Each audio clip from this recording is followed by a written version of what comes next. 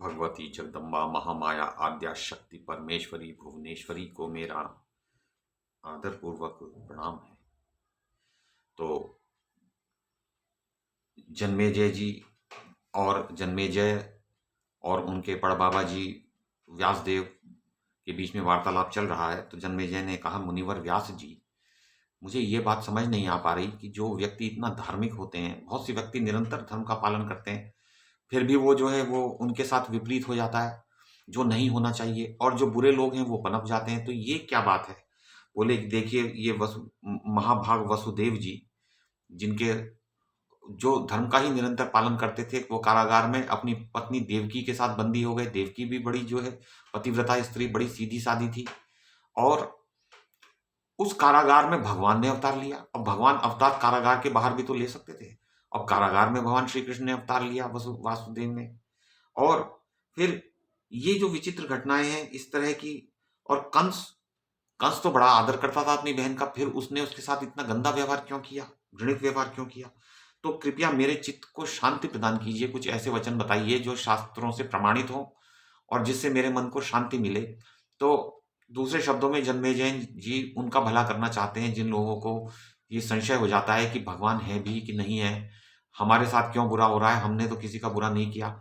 तो ये उन प्रश्नों के उत्तर दे रहे हैं। तो व्यास जी बोले, राजन, इस विषय में क्या कहा जाए? कर्म की गति बड़ी गहन है, देवता तक इसकी जानकारी प्राप्त करने में असमर्थ हैं। फिर मनुष्यों की तो बात ही क्या है, देवता भी ये नहीं जान पाते कि कोई घटना क्यों घट रही है, जबकि कोई उचित कारण उस समय नहीं दिख रहा है, लेकिन बहुत पहले होता है वो कारण। तो जब से यह त्रिगुणात्मक ब्रह्मांड उत्पन्न हुआ, तभी से कर्म का संबंध है। सबकी उत्पत्ति में कर्म ही कारण है। अब वो कर्म कितने समय पहले घटित हुआ ये तो ज्ञात नहीं।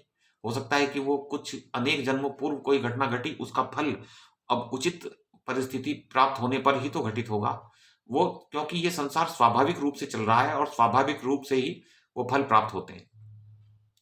तो यद्यपि जीव स्वरूपतः जन्म और मरण से रहित है, क्योंकि वो तो आत्मा है, परमात्मा का ही स्वरूप है वो,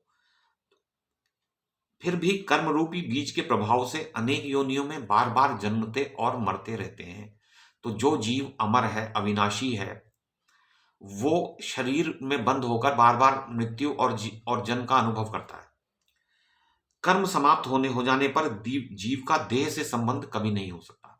तो ये जो हमें देह प्राप्त हुई है, ये कर्मों के कारण प्राप्त हुई है, और ये हमें कर्मों का फल प्राप्त कराती रहती है। ये देह जो हमने पूर्व कर्म किए हैं, उसका फल इस देह के माध्यम से ही प्राप्त होता है। तो यह जगत तीन गुणों से व्याप्त है, उत्तम निंद्य और उत्तम निंद्य मिश्रित। इन जो तत्व के रहस्य को जानने वाले विद्वान हैं, तो ये जो तीन गुण हैं वे पुनः तीन समय के अनुसार तीन प्रकार के हैं। ये तो उनके गुण बताया गया और अवगुण बताया गया, परंतु कर्म के अनुसार और काल के अनुसार वो संचित, वर्तमान और प्रारब्ध कर्म होते हैं।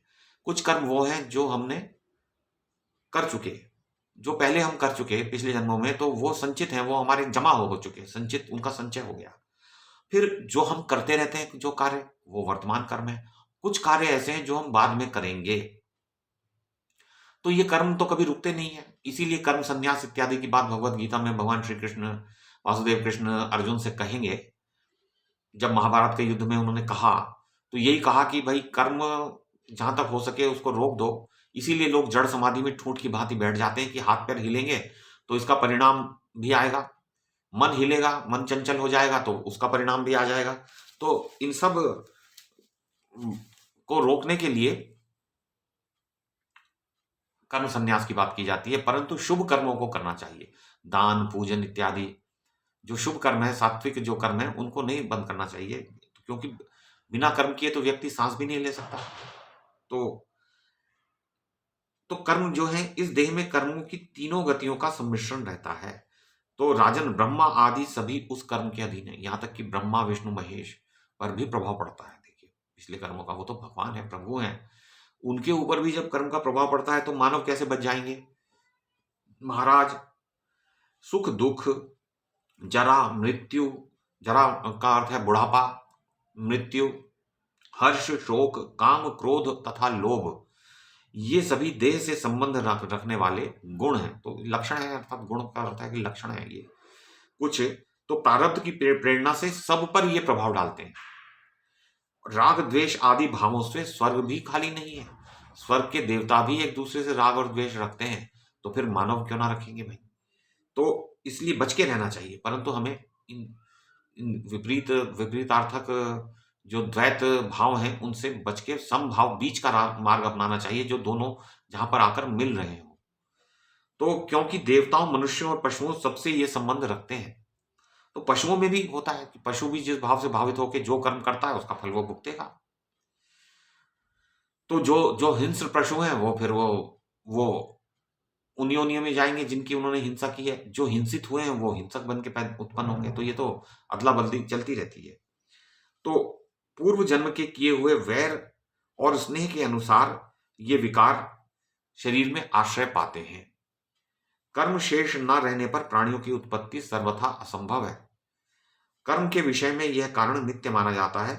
तो इसीलिए साधारण जगत जो जगत को नित्य समझते हैं, वो उन्हें जानना चाहिए कि ये जगत तो अनित्य है, आज है कल नहीं है। तो हमें उसको प्राप्त करने की चेष्टा करनी चाहिए जो सदा से है, सदा रहेगा। उस स्थिति में हम पहुंचे तो वो भगवान की भक्ति या से प्राप्त है, अथवा शास्त्रों के ज्ञान से वो उपलब्ध है, जिसमें कि ब्रह्म स्वरूपता और आत्मा स्वरूपता के उपाय भी अनेक स्थानों पर दिखाए गए हैं। ये कोई गुप्त विषय नहीं है, तो बहुत ही सुलभ है ये सारे विषय। तो मुनिगण निरंतर इस विचार में निमग्न रहते हैं, फिर भी नहीं जान पाते कि जगत नित्य है अथवा अनित्य, क्योंकि माया के साम्राज्य में यह जगत नित्य प्रतीत होता है। माया का प्रभाव इस प्रकार है कि उसने एक प्रभु को एक छोटा सा जीव बना दिया। जो सार्वभौम प्रभु था, वो आज एक शरीर में में बंद होकर ये सोच रहा है मैं एक व्यक्ति हूं, मेरे ये माता पिता, ये मेरे भाई बहन, ये सब तो उसने भ्रम में डाल दिया माया ने। तो राजन, जीव को कर्म बंधन के कारण नीच योनियों में भी जाना पड़ता है। तो यदि कुत्सित कर्म करेंगे तो नीच योनि में जाएंगे, नरक में पड़ेंगे, वहां यंत्रणा भुगतनी पड़ेगी। यदि हमने कोई कुत्सित कर्म किया है तो नरक में यंत्रणा भी प्राप्त होनी संभव है। भला परंतु यदि जीव को ज्ञान हो जाता इन बातों का, तो फिर ये सब परिस्थितियां नरक में जाने की क्यों आती। भला स्वर्ग में रहने और सुख भोगने की सुविधा को छोड़कर विष्ठा और मूत्र के भंडार में भयभीत होकर कौन रहना चाहता है। तो गर्भवास की बात हो रही है कि व्यक्ति गर्भ में आने वाले काम करता ही क्यों है। इस शरीर से जब पाप किए जाते हैं तो पुनर्जन्म होता है, पाप नहीं किए जाएंगे तो मोक्ष इत्यादि प्राप्त हो जाएंगे, मुक्ति प्राप्त हो जाएगी।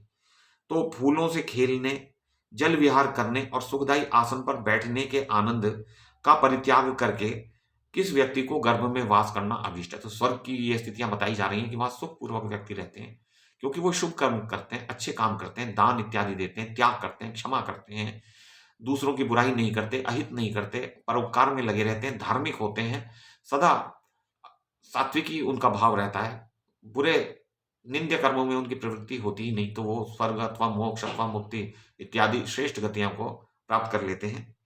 तो राजन, गर्भ में रहने से तो मुनिगण भी घबरा जाते हैं और गर्भवास से भयभीत होकर कठिन तपस्या में तत्पर हो जाते हैं। तो मुनि लोग भी ये चाहते हैं कि वो गर्भवास में ना आए, जिसे कहते हैं मुक्ति हो जाए।